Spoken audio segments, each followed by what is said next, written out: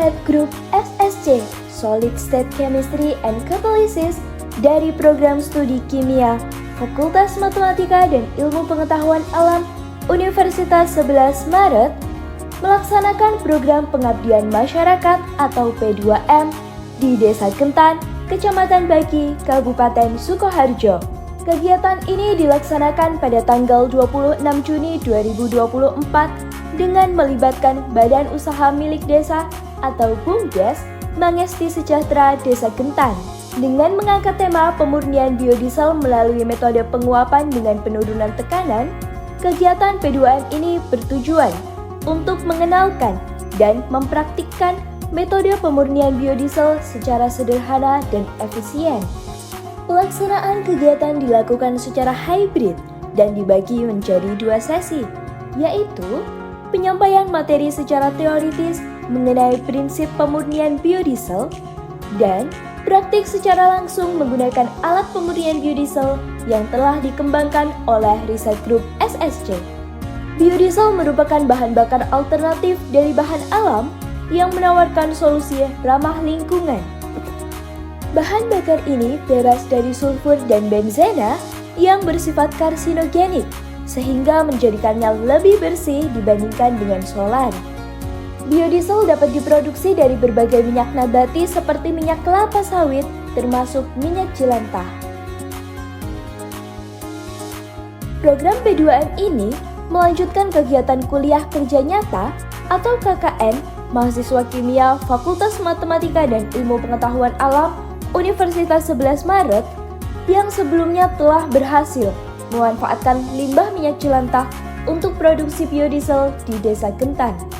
Per tahun 2020, Desa Kentan memiliki populasi 9.663 jiwa, menjadikannya sebagai desa dengan jumlah penduduk terbanyak di Kecamatan Baki. Dengan populasi yang besar, banyak limbah yang dihasilkan, termasuk minyak jelantah. Pemerintah desa telah mengelola sampah melalui gerakan Kentan Peduli Sampah atau GELIPAH. Minyak jelantah yang sudah dikumpulkan kemudian disaring sebanyak 2 kali untuk memisahkan pengotor sebelum diolah menjadi biodiesel.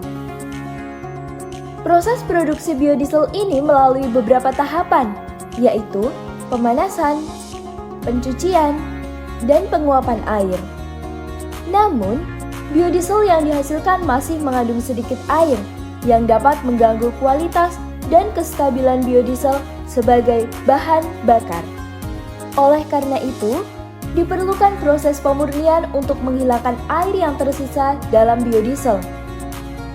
Prinsip yang digunakan dalam alat pemurnian biodiesel ini memanfaatkan sifat koligatif larutan, yaitu sifat fisik suatu larutan yang tidak dipengaruhi oleh jenis zat terlarut, tetapi hanya dipengaruhi oleh jumlah partikel zat terlarut. Sifat koligatif larutan yang digunakan dalam prinsip alat pemurnian biodiesel ini berkaitan dengan sifat koligatif yang pertama, yaitu penurunan tekanan uap, sehingga menyebabkan terjadinya perubahan dari zat cair menjadi gas atau yang biasa dikenal sebagai peristiwa mendidih. Pada tekanan 1 atmosfer, air akan mendidih pada suhu 100 derajat Celcius sebagai titik didih pelarut murni atau dikenal sebagai TB. Pada tekanan yang lebih rendah, maka titik didih suatu cairan akan menurun. Contoh prinsip yang serupa adalah ketika kita merebus air di gunung. Air akan lebih cepat mendidih karena tekanan atmosfer di ketinggian lebih rendah dibandingkan di permukaan laut. Dalam praktik pemurnian biodiesel, tekanan diturunkan dengan cara vakum menggunakan metode Venturi.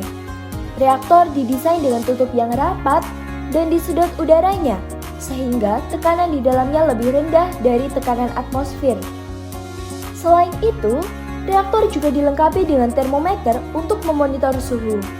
Ketika tekanan diturunkan, air dalam biodiesel mendidih pada suhu lebih rendah dari 100 derajat Celcius pada tekanan atmosfer. Hal tersebut memungkinkan air untuk menguap lebih cepat dan efisien tanpa memerlukan suhu tinggi yang dapat menyebabkan degradasi termal pada biodiesel. Dengan demikian, diperoleh biodiesel yang murni dan bebas dari air.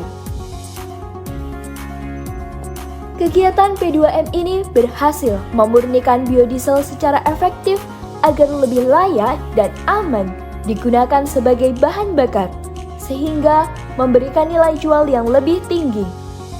Proses pemurnian mampu mengurangi kebutuhan pemanasan yang berlebihan, sehingga mencegah resiko degradasi termal pada biodiesel. Selain itu, pemurnian ini aman dan mudah dilakukan, sekaligus menjadi solusi yang ramah lingkungan untuk mengurangi limbah minyak jelantah di masyarakat. Dengan demikian, diharapkan kegiatan ini dapat memberikan manfaat yang nyata bagi masyarakat di Desa Kentan dan sekitarnya.